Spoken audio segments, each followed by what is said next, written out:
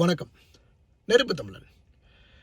தமிழக வெற்றிக் கழகத்தினுடைய தலைவர் டெல்லியில் சிபிஐக்கு போனாப்புல அந்த விளம்பர பில்டப்பை மட்டும் பாருங்கள்.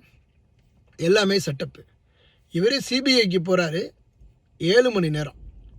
இவர் 7 மணி நேரம் சிபிஐ விசாரணையில் இருப்பாருன்னு ரசிகர்கள் யாருக்காவது தெரியுமா? இல்லது இவர் 7 மணி நேரம் சிபிஐ முடிச்சுட்டு வெளியில் வரும்போது இந்த காரில் உள்ள ரூஃபெல்லாம் திறந்துக்கிட்டு அப்படியே கையெடுத்து கும்பிட்டுக்கிட்டு வருவார். நம்ம பூ மாலையெல்லாம் போடுவோம் அப்படின்னு ஆளுக்கு 2000 ரூபாய்க்கு உதிரி பூ வாங்கிக்கிட்டு ரசிகர்கள்லாம் வெளியில் நிற்கிறான். இது எல்லாம் நடக்குமா? இதெல்லாம் சாத்தியமாகுமா? இவர் என்ன பண்ணுறாருங்கிறது அவருக்கே தெரியாது.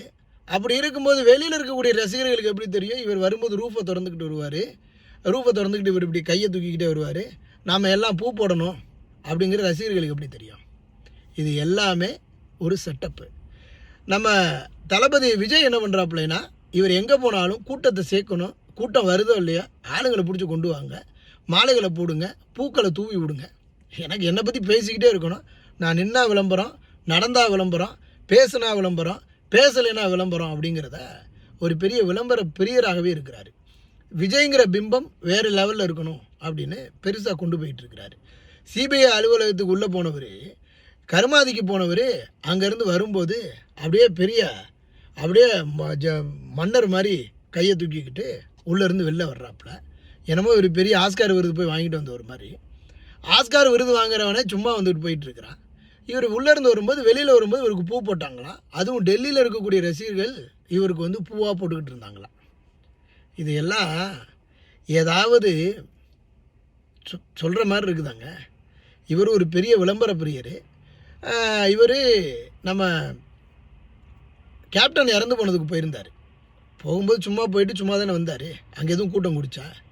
ஐயா தோழர் நல்லக்கண்ணூருடைய மறைவுக்கு போனார், அங்கே எதுவும் கூட்டம் குடிச்சா? அல்லது திரிஷாவை கூட்டிகிட்டு ஒரு கல்யாணத்துக்கு போனார், அங்கே எதுவும் கூட்டம் குடிச்சா? இந்த கூட்டம் எல்லாம் இவராக கூடுகின்ற கூட்டம்.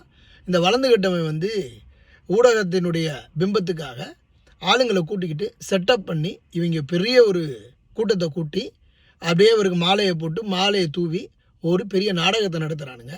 முதலமைச்சர் இவர் தான் அப்படின்னு ஊரை ஏமாற்றணும், அப்படியே ஊரை ஏமாற்றி ஓட்டை வாங்கணுங்கிற ஒரு விடயத்தை செய்கிறாங்க.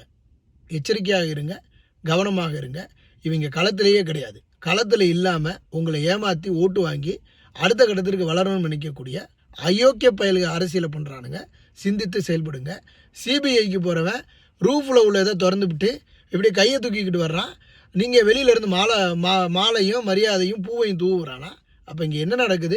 எல்லாம் செட்டப் அப்படிங்கிறத தெரிந்து கொள்ளுங்கள், புரிந்து கொள்ளுங்கள்.